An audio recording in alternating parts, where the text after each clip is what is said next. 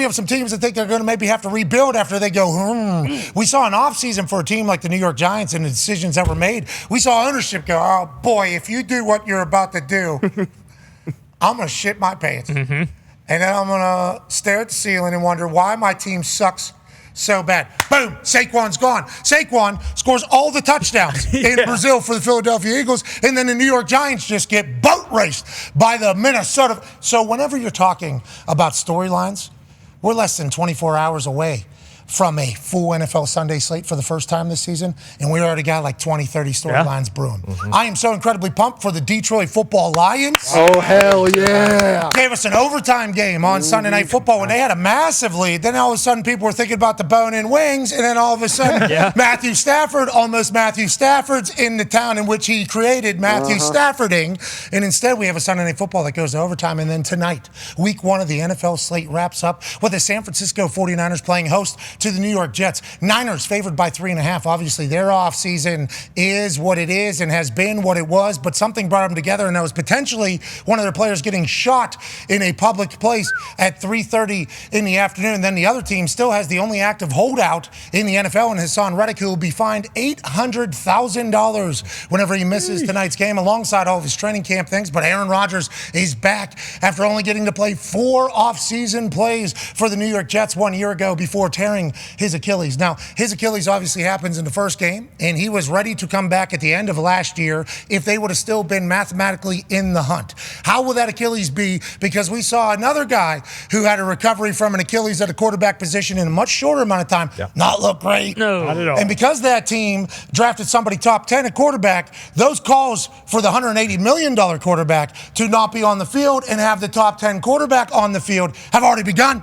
Once again, we are less than 24 hours removed from the first NFL Sunday slate. It is glorious. Let's go to the toxic table at Boston Connor, at Ty Schmidt. Con man, biggest upset in the history of football this weekend. Boom! How about it? And who was it? It was New England Patriots. It was Gerard Mayo. It was Ramondre Stevenson. It was a bunch of guys that nobody wanted, essentially. Nobody wanted to be on their football team. No one was happy about Jacoby Brissett, back up. And look at this offensive line. Not much push, but getting the job done. Ramondre went off. I mean, he was one of the top performing running backs all weekend. I think he had, 120 rush yards, a couple catches, touchdown, of course, the only one for the Patriots the other day. But Jacoby Brissett, I'm just going to say it, he made 0 bad decisions. And for the entire weekend, there weren't many quarterbacks making 0 bad decisions here. Of course, the push is starting with the center, David Andrews. He's basically walking guys into the end zone, and then Stevenson gets home. And that was one of those moments when the Patriots are up 7-0, like, holy shit, this might happen. And then when you got Keon White, who, when he got drafted, everyone said, that guy's 45 years old. I don't know how he's getting drafted at this moment in time, playing the way he did, 2.5 sacks, probably the biggest performance on the defensive side from the New England Patriots, aside from that play right there, Kyle Duggar. And that was kind of the play you look back on during the game, like, oh, that is exactly why the Patriots won the game. The play before this, too, Mike Gesicki touchdown, got called back, didn't actually catch it, did a sick gritty throughout the entire end zone. Well, that's Gesicki football. Yeah, exactly. That's just kind of what Mikey does. And, it was a revenge game for him, so I'm bummed that he didn't score against the Pats. But, no, it was incredible. The defense is exactly what we thought they were going to be. Incredible on the back end. The Bengals couldn't get open whatsoever. If you look at Joey Burrow's pass chart, it wasn't good. He could only kind of throw short balls. This was the biggest thing, though. 3rd and 5, basically all day we were getting him to 3rd down and then stopping him. A lot of pressure from Uche and Keon White. Those are kind of the 2 biggest guys as far as getting to Burrow, and then Christian Gonzalez covering Jamar Chase. I tweeted at AP Tone, hey, you better take note of this guy, okay? One-on-one against Jamar Chase. He had 3 catches for 13 yards. That was it. But it was an incredible day. Huge victory for the Patriots. Just happy to have one. And, the culture's turning back. We're winning some football. Massive, massive upset. We'll ask Bill Belichick what his thoughts were on that particular Patriots performance in about an hour or so. Defense seemingly was just going to be expected to be sound. Yeah. But they're taking on Joey Burrow and the Cincinnati Bengals. And now there was some shots on the sideline. Joey Burrow working that wrist. Now, is that just normal? We don't know. He did hurt it last year, and that particular injury is one that is certainly hindered defensive players in the past. But we were told that the surgery happened so quick after the injury that the blood flow was always through there, so he should be in a good spot. Didn't feel like it was anything, but as we go through this season, Cincinnati Bengals Dealt with some drama in the offseason. Remember, Jamar Chase didn't do anything. Then he came back. Then he's in. Then he has food poisoning. And he almost got hit by the RAV4. You know, and everything going. It's like the Bengals notoriously slow starters. But we thought because Joey Burrow had his first full training camp, remember he had appendicitis. And he had like a knee thing. Then he had an arm thing. It was like every training camp, he kind of was bitten by this unfortunate bug. This year, he was there the entire training camp. Jamar Chase wasn't. Whatever the case, Patriots get a massive win. Maybe they're better than we could have expected. Maybe. It feels that way. Maybe the Patriots are being undersold by a Patriots fan. And maybe Coach Mayo is the new leader in the clubhouse for hilarious things being said in interviews and press conferences. I will not be the one that will quote what Coach Mayo said about Jacoby Brissett. Feels like a safe idea there. Yeah, I think just so. because, you know, that entire. But Coach Mayo is talking the way Coach Mayo is handling that culture of that locker room, and they get a massive win over Cincinnati early, who had Super Bowl hopes. It's like Coach Mayo can be like, we can beat anybody. Look, we can beat anybody. We can beat anybody. All it takes is one of those things to get rolling, and then Jacoby Brissett playing such good football, we don't have to rush into Drake May. Nope. We don't have to rush into Drake May at all. Get a chance to experience it. Congrats to the New England Patriots. Let's go to the NFC North, Ty Schmidt, shall we? Last night, in prime time, the Detroit Lions were just beating that ass. Rams had no shot. They were down 17-zip. And then what? Well, here's Detroit Lions are balling. I mean, just absolutely moving the ball on the ground. Jared Goff's doing Jared Goff stuff. Johnson's calling up the right plays. MCDC looks incredibly cool. The defense was just absolutely pummeling the Los Angeles Rams offense. And then all of a sudden, boom. Jameis a weapon, man. This guy is so fast. So fast. I have no idea if Jameson Williams is going to be able to survive an entire season because of how fast he is. He got his legs tangled up one time last night, and I thought it was bad because of how fast he's rolling. There's a lot of potential. It's like when you're skiing. Yeah. You know, when you're skiing, there's a chance that thing digs in, boom, and then a bang. You know, that happens. That's like what Jameson's doing at all times. He seems to be running faster than everybody else around him, much like Tyreek Hill, who we will get into, who was not running fast at all before that game. No, he wasn't. He was going 0 miles an hour. He was going. Was there a knee?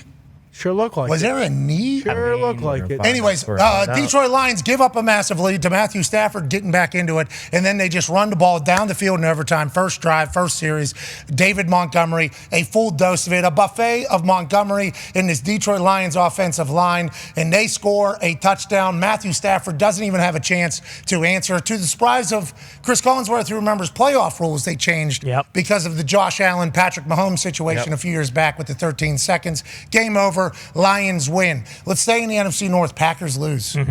At Ty Schmidt. Jordan Love out 4-6, they're saying, I think, is the initial diagnosis. We'll talk to Schefter in like 17 minutes. We worried about the Packers, or are we incredibly optimistic about this Philadelphia Eagles team? And that game feels like it happened so long ago. Yeah, I think it's twofold. I think the Eagles are going to be very good, obviously, when you look at all the weapons. I mean, Saquon looked unbelievable. Now, granted, a lot of people were talking about the condition of the field in Brazil, where damn near every single guy in the field was slipping and sliding. It seemed like every time someone went out for a pass, there was no defender within 12 yards of them because guys were just slipping and sliding everywhere. Obviously, Packers dodged a massive bullet from the look of it, it was like, Jordan Love either tore his ACL, his MCL, or he, fractured his kneecap or whatever the case may be. So him potentially only being out, 3 to 4 weeks. A lot of people are saying maybe on the early side of that. That's huge. I mean, it's kind of the same thing with the Packers as it has been. They dominated the first half of that game. They kicked field goals in the red zone instead of scoring touchdowns. But I think the biggest thing to take away if you're a Packers fan and you don't want to hit the panic button is the defense did look a little bit different. Obviously, like as the game went on, Saquon kind of got his footing and ended up tearing him up. But they caused 3 turnovers, which they weren't causing any turnovers last year. And everyone said it, new defensive coordinator. It's going to take them a little bit of time, I think, to kind of find their footing in that new scheme. And obviously, I think when it's a game in Brazil, you kind of throw everything out the window. It's different. Guys were cramping up. It's hot. It's so much different than what it normally is. So, yeah, should they have won that game? I think they should have. But they didn't. They dodge a bullet with Love not being out for the season. And now we'll see what happens when they have the home opener next week against the Colts. 5 seconds left in the game whenever that happens to Jordan Love. Obviously an incredible bummer. Had to be in, though. Obviously still in it. We can win this entire thing. Malik Willis not getting Hail Mary off, I think, is certainly an interesting situation. Yeah, I got to trade for Tannehill or something. Got to sign Tannehill. Not a bad Full idea. panic, okay, potential. No, it's just you were never expecting Malik Willis to have to take. They traded for him. They did. They traded for him. Yeah, They did. They traded for him. Yeah, exactly. Hey, sit your ass on the bench, learn from this guy, and then maybe we could trade you for like a 4th round pick. You only saw 4 seconds of Malik Willis. And that's all I needed. We cannot have that guy taking meaningful snaps in week 2. Just can't happen. Can't happen. Gotta stay alive until Jordan gets Exactly. Got to win at least 2 of these games. back. Malik, we would like to let you know, we think that's incredibly unfair for him to judge you that way. Guy was 5 seconds left of the game. He's just been chilling over here. Yeah. Just been chilling over Yeah. there. And he's got to come in and huck a Hail Mary. spot. He's no stranger to sitting his ass behind Ryan Tannehill. So why not just do it again for a few more games? All right, and on the opposite side there, when you talk about the NFC, obviously everybody's talking about the San Francisco 49ers, massive night tonight, but last year going into the season, it was the Philadelphia Eagles. At the end of the year, I mean, just real bad. Yeah. Big Dom, obviously a potential massive reason for that. He gets kicked off the sideline, suspended from the sideline for the rest of the season. I don't think they won a game or even got a first down after that happened. A lot of people didn't respect the Big Dom effect enough, I think, in the sports world. But the Eagles, I like the way Saquon introduced himself to that particular offense. I like the way AJ's doing his thing. I like the way Devontae has his own role. I like the way Sirianni's more hands-on. It feels like the Eagles might be back a little bit, right? And this is 1 week, but it does feel like there's another team that's back in the NFC conversation, and we thought it would. We didn't know if that was going to happen. Yeah, kind of like opposite of Cincinnati. You know, Philly always starts off fast. Jalen Hurts made plays. Saquon having that dynamic. If somebody that can get out of the backfield, he can protect. He can obviously hit a home run. You know, anytime he touches the ball. A.J. Brown, one of the best receivers in the league, has been for a while. Devontae, probably one of the best number 2s. But defensively, that first rounder, Mitchell, he locked up. He strapped up all night long. So love seeing that. The Eagles definitely need that. Definitely need to continue to get better on defense. But I love what I saw from Philly early on. They were my preseason Super Bowl pick. Oh, is that right? So I still feel great about it. In years past, you've picked the Chargers, and obviously that has not gone well, even though they might be back. They could be. Who's got it better than us? Nobody! Great to hear that back. Seemed like the boys were juiced. J.K. Dobbins will join us at 2:05 Eastern time. Let's go. Yeah, shout out to the Eagles getting back, seemingly. And it has to be a lot more fun time there than it was at the end of the year last year. Very early. A lot of things can change. Speaking of very early and things can change, thought the Jaguars were going to beat the Miami Dolphins. Now, obviously, the big story of that particular game is the fact that Tyreek Hill, right outside of the stadium, which potentially has his face on the side of it. Yeah. But I have not been down there. It's too hot. Assume so hot. Too hot down there. I get cooked inside and out. I can't do a lot of time down there. But I assume his face is on the outside of said stadium. So getting to stadium, and we don't know the whole story.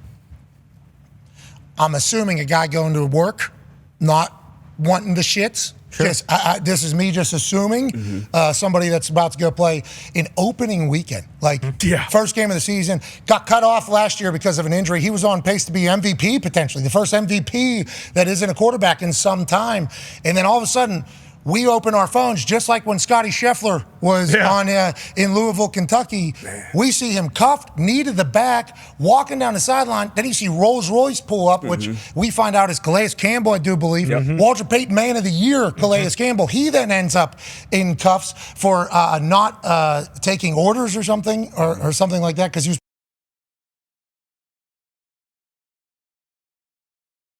So they'll do their investigations, and somebody was sent to administrative duties, so take him off straight. Let's go ahead and have him do some paperwork, I guess, is the entirety of it all. And I don't know what the answer is going to be at the end of it, but this seems like a lack of, self-awareness at all for any situation. I get a chance to travel around a lot and interact with a lot of police officers from local communities. And everybody that I've ever worked with, like these Ann Arbor police, they do research. You know, like they know who's coming, they know who's what, like they understand that. So this is whenever we're coming from out of town. Like the Ann Arbor police knew all of us, they knew exactly what the deal was. They knew everything, like clearly did their research. Other game day cities do the same thing. It's like in Miami, outside the stadium, like Scotty Scheffler's not from Louisville, even though I think those police officers should have done their research and knew who was doing it because you're on a task, you're getting hired and paid to do this. You should at least do some research so you know what the hell's going on. But outside of the stadium in Miami, me. With what we've seen go on at that stadium, it's just a wild scene. Yeah. That's a wild, wild scene. I don't know how it's going to get fixed. Tyreek said he wants bygones to be bygones. Let's move on and make a good out of this. And Tyreek high-road, and obviously Tyreek has not been an angel throughout his entire life, but he talked about wanting to become a sheriff and how I think somebody has changed his life in the police. Tyreek is trying to keep it as positive as possible. Can't happen.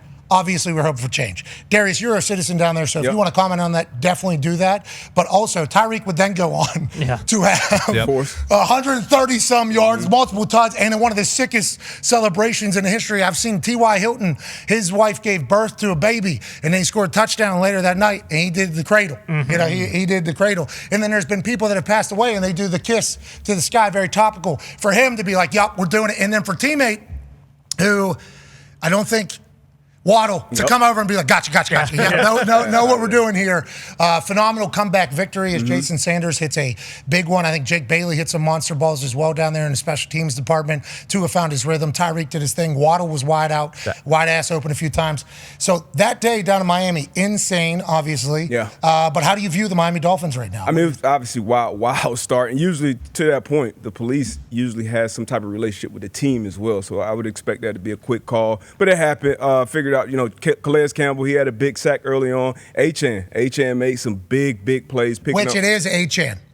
I don't know. Achane. I feel like it's changed. I feel like it's changed back and forth. So I'm gonna call him Achane today. Okay. And but dynamic. I think they led the league in week 1 with 2 back sacks over 50%.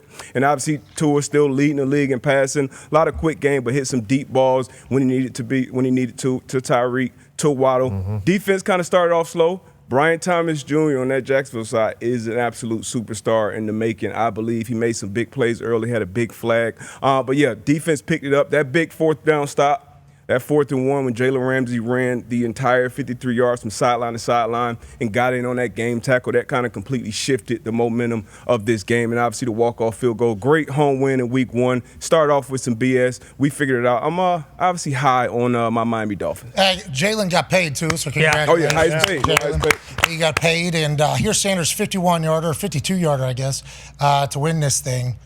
Murdered. Absolutely slaughtered. Jeff Darlington, who was with Scotty Scheffler, is now obviously a South Florida reporter. Per sources, Tyreek Hill received 2 citations as a result of his traffic stop Sunday. Careless driving and a seatbelt violation, of course.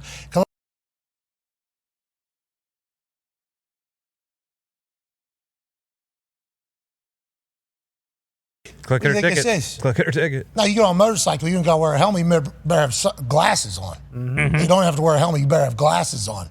But in this car, we need 4 points pressure, just like a football. Get it going. Yeah. And Tyreek was like, I don't think so. Yeah. Boom. Get on the ground. Anyways, let's read an update here. Calais Campbell, who said after the game, police told him they briefly placed him in handcuffs for disobeying a direct order, did not end up receiving a citation. The Miami-Dade Police Department told me this morning that it remains as an internal investigation, so they cannot yet provide the details into what led to the citation for careless driving or why Hill was detained face down on the ground in handcuffs. One of the officers on the scene remains on administrative duty. Thank you, Jeff Darlington, for that update. Yep. Quick. I saw some people on the internet saying detained and handcuffed and all these things, because obviously anytime a situation like this happens, there's always going to be people that are, Yeah, sure. Well, there's always going to be that. We don't love that is the case, but those people are always going to exist in every single situation that there is. So you have to remember that. So if they could be as transparent as possible, just like the Scotty Scheffler situation, because even people are blaming Scotty Scheffler for that entirety. And then we get the camera angle from across the street, even though there's a bus in the way, and we see the other one and we hear the other one. And it's like, okay, yeah, this is bullshit. Let's just make sure we have full transparency there, because if Tyreek did do something, we should know. Like, we should also know. If he powered through some cones, almost ran, there is, who knows, but we should obviously know. He would go on to go bananas on the football field. Miami Dolphins, maybe this is the year. Maybe this is the year for the Miami Dolphins. So maybe this is the year for us as gamblers. Let's go to one half of the Hammer Dad Cowboys AP Tone. Tone, what was the gambling trends of yesterday, and how'd it go for the people versus the sports? So favorites were 8-7 against the spread. The overs were 8-7 as well against the spread. So pretty even there. Look at these sports books. Yeah. Hey, they're pretty hot close. bat. Oh yeah, they know. Well, it's kind of. You don't think so? Well, 8-7. That's exactly what they're looking for. That is exactly what they're looking for. But as far as the Panthers were 4-point dogs and they lost by 50. There's a lot of conversation revolving the Carolina Panthers right now, and I think they even got bad news this morning. Yes, their star D tackle Derek Brown may be out for the year. Oh no! Okay, so Player. yeah, they're saying maybe best player on team is now out. Definitely. And boy, Baker looked really good down in Tampa. Yes, he did. Yeah, he looked like very, very, very Really good. And he was in Carolina. He was At one point, he was in Wow. Carolina, but also the head coach, new offensive guy for the Carolina Panthers, was the reason why Sure. Baker did so good. And maybe Canales is going to have to be given time here. Okay, this is previous regime players that they're all probably assuming down there. Carolina Panthers, if you survive a year down there as a head coach or GM with David Tepper at the helm, okay, maybe you get some patience and turn that thing around next 7, 10, 15, 20 years. Whatever it is. Yeah. But boy, it looked bad. 30-0 at halftime. Yep. 30-0 at halftime against the New Orleans Saints, who, and I'm sure Carr is going to take this as disrespect. I don't think any of us had high hopes for the New Orleans Saints going into this year, and they should take that as disrespect. We completely understand that, and they probably talk about that, how nobody's talking about them, nobody's talking about 30-0, first half, first game, division opponent. NFL. That in the professional football world, like you would hope that something would just go a little bit better for the Carolina Panthers. Those fans down there got to be about ready to puke. I saw Luke Combs put out a tweet. Okay, New Year's, same shit. All right. This is gruesome. Yeah. What a way to describe it. It can get ugly quick in that stadium down in New Orleans. Like I've been a part of a blowout down there. I think it can get ugly real quick.